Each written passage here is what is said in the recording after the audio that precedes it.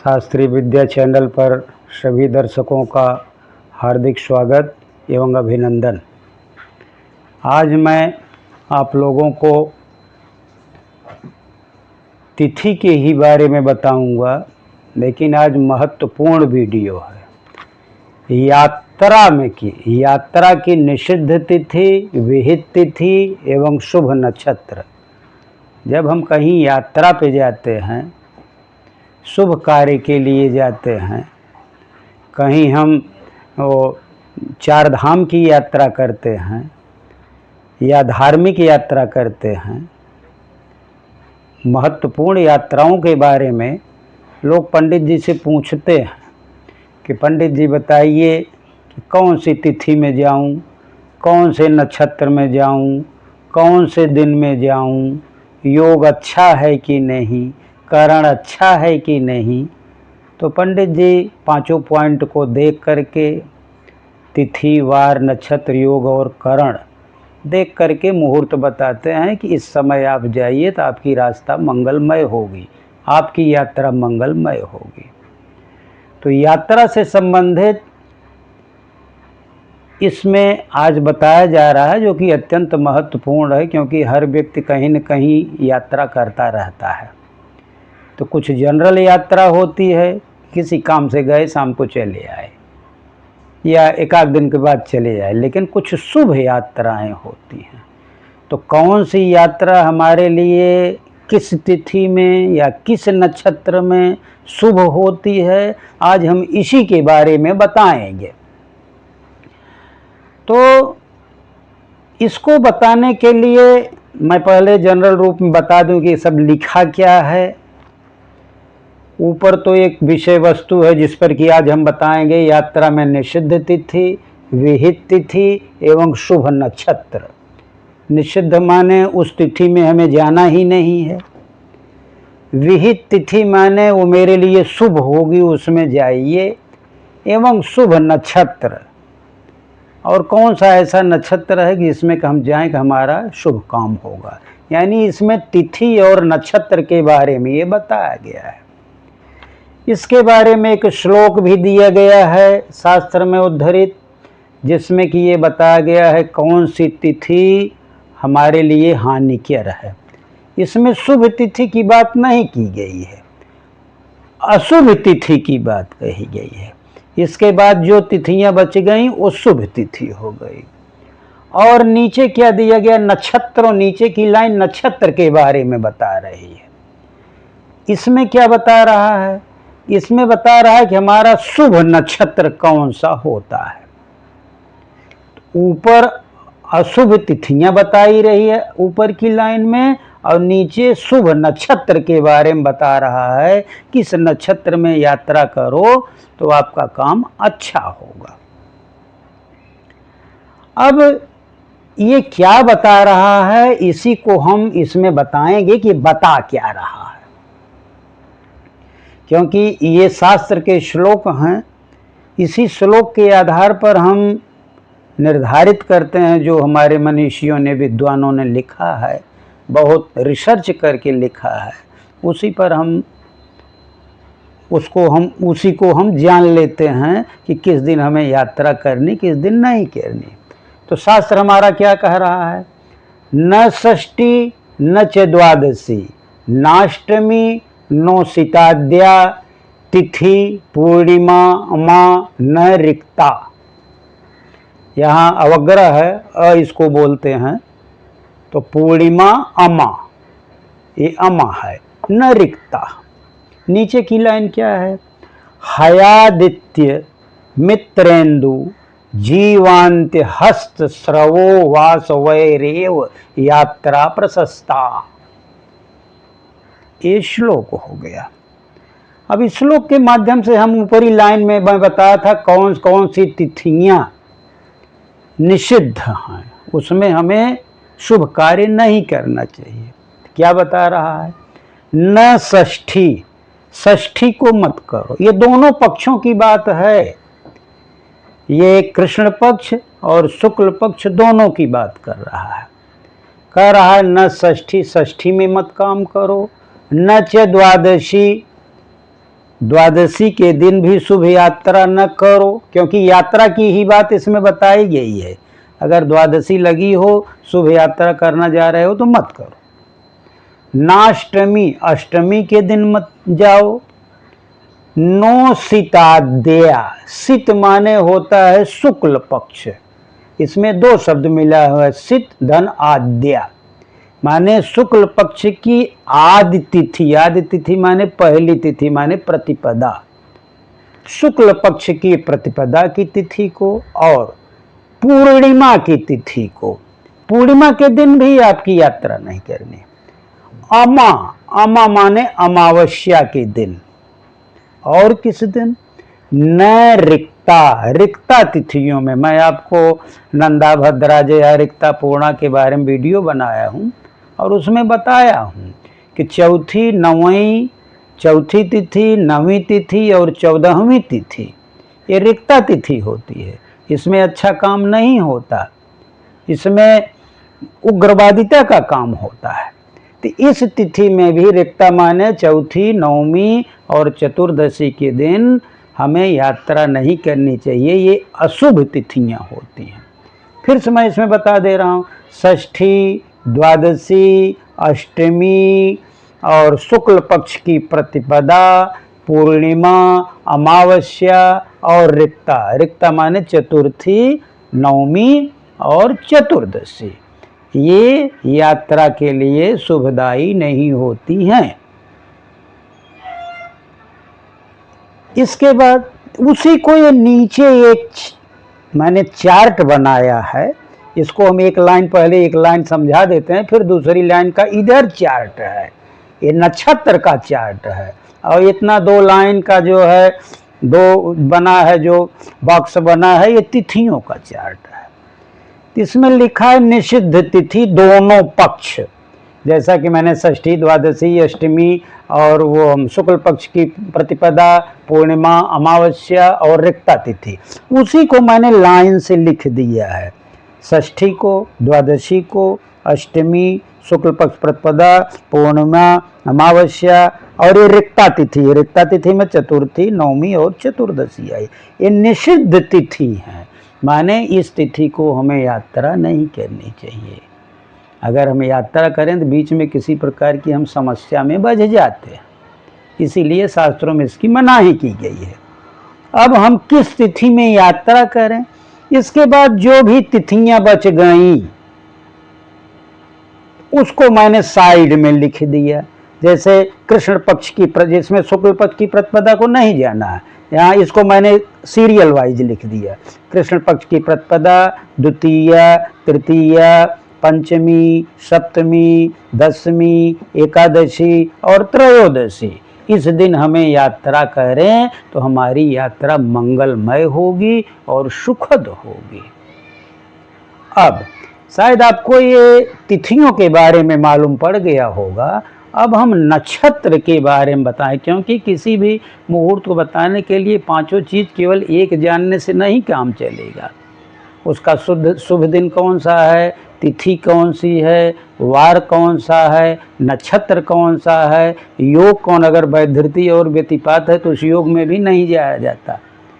अगर भद्रा लगी हुई है तो उसमें भी लोग बचाते हैं। इसलिए पंडित जी पंचांग देख करके देखते हैं कि इसमें क्या क्या प्रॉब्लम वाली चीज़ें हैं, उस तिथि को नहीं बताया जाता है। लेकिन एक ये तिथि और नक्षत्र का ये पूरा कॉलम ही है, इसको जानने के बाद आपका कम से कम 50% मुहूर्त आप खुद जान सकते हैं यात्रा का। अब दूसरी लाइन है नक्षत्रों पर। हयादित्य मित्रेन्दु जीवांत हस्तस्रवो वासवैरेव यात्रा प्रशस्ताः। इसमें नक्षत्र की बातें बताई गई, लेकिन कहीं पर सीधे नक्षत्र का नाम नहीं लिखा है। अश्विनी, भरणी, कृतिका, रोहिणी, मृगशिरा, आर्द्रा, पुनर्वसु, पुष्य, श्लेषा, कहीं कुछ लिखा नहीं गया है। ये उनके देवताओं के नाम लिखे गए हैं यहाँ से यहाँ तक।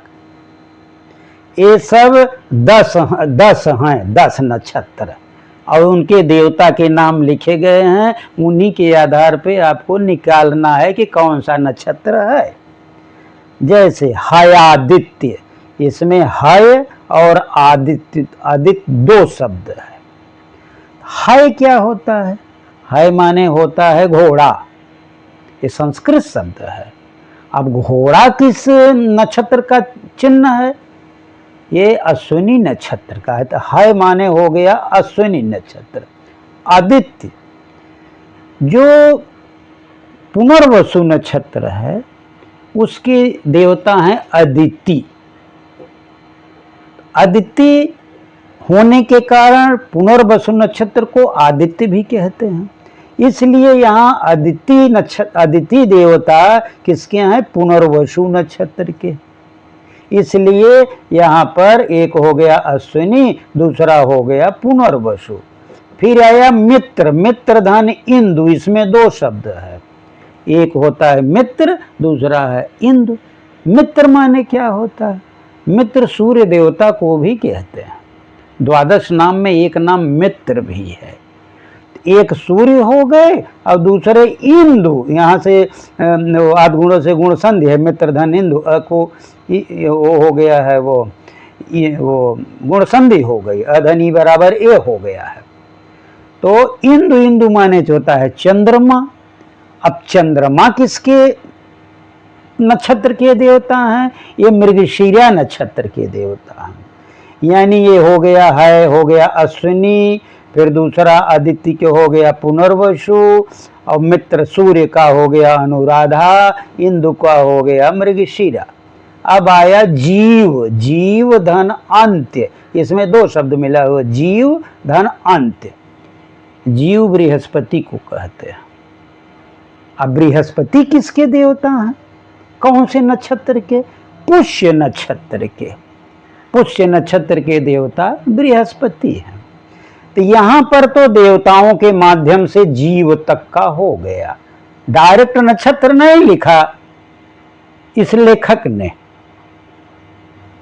उनके देवताओं का नाम लिखा। अब देवता के आधार पर आपको नक्षत्र खुद निकालना है। इसको समझना भी बहुत आसान नहीं होता। डायरेक्ट ये अभिधा नहीं है, ये लक्षणा लक्ष्य करके, अभिधा लक्षणा व्यंजना तीन अर्थ होते हैं, तीन प्रकार के शब्द होते हैं। तो यहाँ कहा कुछ और जा रहा है, लक्ष्य कुछ और। इसके बाद आ गया जीव धन अंत्य। अंत्य का कौन नक्षत्र होता? अंतिम। अंतिम नक्षत्र रेवती होता है। अश्विनी से लेकर के रेवती तक 27 नक्षत्र हैं। अश्विनी पहला नक्षत्र है और रेवती लास्ट का नक्षत्र है। तो अंत्य नक्षत्र हो गया रेवती। फिर हस्त, यहाँ डायरेक्ट हस्त लिखा, हस्त नक्षत्र। फिर श्रव, श्रव माने श्रवण नक्षत्र। वाशव, वाशव माने होता है वसु देवता। तो वसु देवता जिस नक्षत्र के हैं उस नक्षत्र को वासव भी कहेंगे। वसु नक्षत्र किसके देवता? कौन से नक्षत्र के? धनिष्ठा के। धनिष्ठा के देवता वसु हैं, इसलिए धनिष्ठा को वासव भी कहते हैं। तो वासवेव माने धनिष्ठा, यानी अश्विनी, अश्विनी, पुनर्वसु, अनुराधा, मृगशिरा, पुष्य, रेवती, हस्त, श्रवण और धनिष्ठा। यात्रा प्रशस्ता, ये यात्रा में प्रशस्त होती है। अगर इस दिन हम यात्रा करें, ये नक्षत्र लगा रहे, चंद्रमा उस पर गोचर करता रहे, पंचांग में दिखा है, पंचांग में लिखा रहता है कि आज कौन सा नक्षत्र है, तो एक दिन एक नक्षत्र पर चंद्रमा रहता है, तो उसमें जो है तो जो नक्षत्र लगा रहे उस दिन हमें यात्रा कर देनी चाहिए। इसके साथ साथ दिन भी देखना रहता है, योग भी देखना रहता है, करण भी, लेकिन तिथि कालम में या नक्षत्र कालम में ये आपको देखना है। अगर ये नक्षत्र है तो आप खूब बढ़िया ढंग से आप यात्रा कर सकते हैं शुभ तिथि में। इसी दूसरी लाइन का मैंने एक ये चार्ट बनाया है। चार्ट मैंने 3 टाइप इसमें लिखा। एक तो उत्तम नक्षत्र जिसे प्रशस्त कहते हैं, एक मध्यम नक्षत्र है।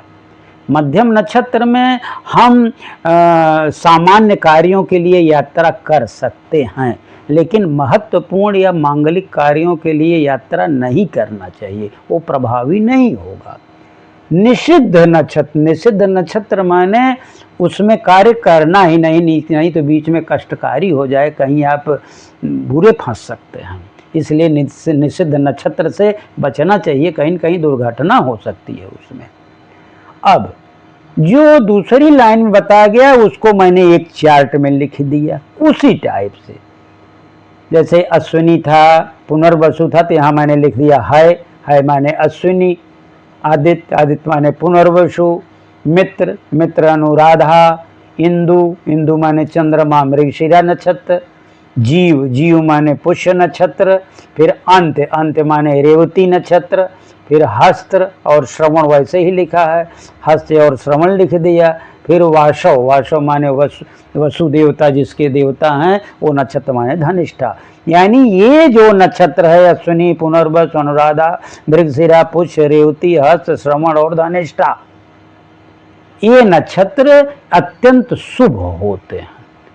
ये जो 9 नक्षत्र हैं, 27 नक्षत्र में 9 नक्षत्र अत्यंत शुभ होते हैं। अगर ये नक्षत्र लगा रहे तो बिना किसी आप रोक टोक, बिना किसी पंडित के पूछे ही, बिना पंचांग देखे अगर आप जान गए, नहीं पंचांग देखना है आप मोबाइल पर देख लीजिए, गूगल में या कहीं पर भी सर्च कर लीजिए कौन सा नक्षत्र लगा हुआ है। तो नक्षत्र अगर ये है तो आप धड़ल्ले से उस नक्षत्र में यात्रा कर सकते हैं।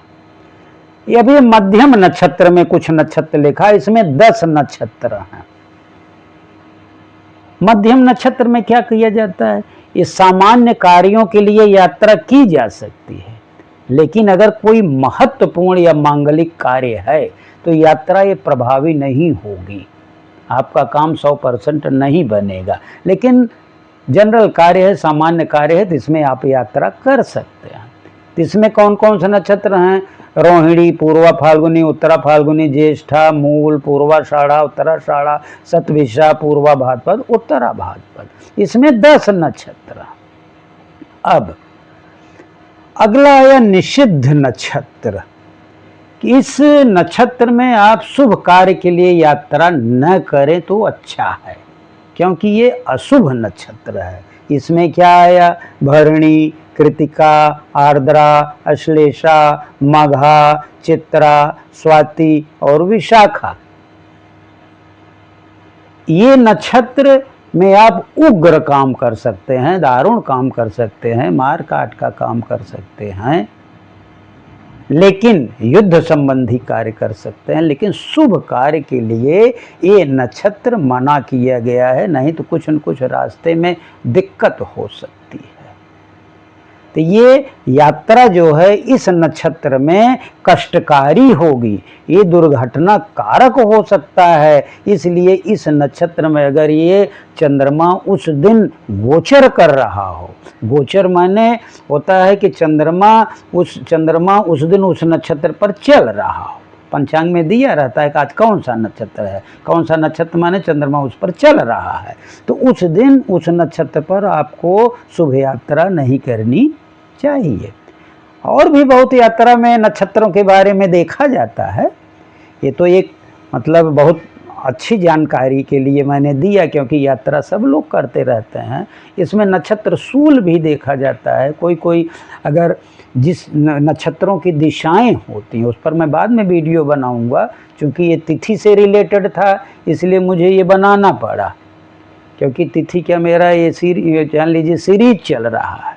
तो अगर नक्षत्र सूल लगा हुआ है तो जिस नक्षत्र की जो दिशा हो उस दिशा में नहीं जाना चाहिए। ऐसे ही पंचक विचार भी होता है, वो भी नक्षत्र से ही रिलेटेड है। पंचक में क्या रहता है, धनिष्ठा, शतभिषा, पूर्वा भाद्रपद, उत्तरा भाद्रपद, रेवती, ये 5 नक्षत्र हैं।